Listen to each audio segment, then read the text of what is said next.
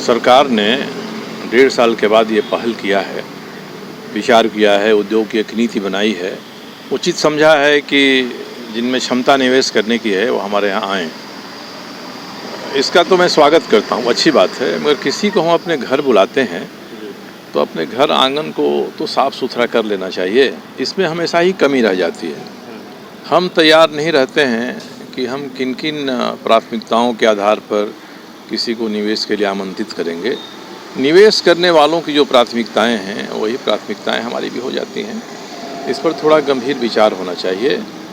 और आपने जिस बात को कहा उससे मेरा आशय यही था कि पहले हाथी जो उड़ गया उसके जो महावत थे, पिलवान थे, वो भी यहाँ भी हाथी को चलाने में हैं। तो ये सरकार हाथी पर बैठ गई है तो ज़रा इसको लगाम कसना चाहिए। अपने महावतों को कहना चाहिए कि भैया सही दिशा में जाए, न उड़े न ठौंस के बैठे। ये दोनों ध्यान रखना पड़ेगा। इसी संदर्भ में मैंने बात कही।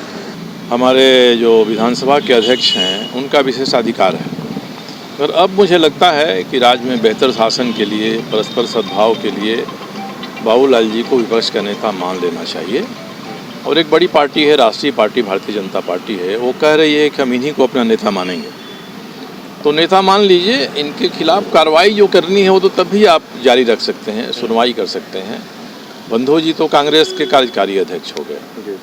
कल जाकर भारतीय जनता पार्टी का कोई विधायक स्पीकर को कहता है कि साहब आपने तो फैसला नहीं किया है इनके दल के बारे में, ये कांग्रेस ज्वाइन कर लिए तो इनकी सदस्यता खत्म हो सकती है, होनी चाहिए। ये दावा कोई कर सकता है।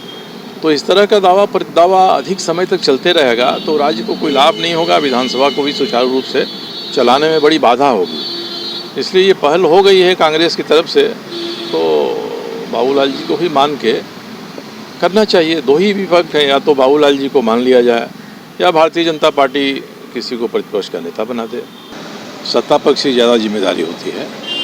विपक्ष अगर कोई ऐसे मुद्दे उठाता है जिससे सदन बाधित हो सकता है तो संसदीय कार्य मंत्री को पहल करके पहले ही बात करनी चाहिए। इस राज्य में विपक्ष और सत्ता पक्ष के बीच परस्पर सद्भाव की, परस्पर संवाद की कमी रही है, हमेशा ही रही है।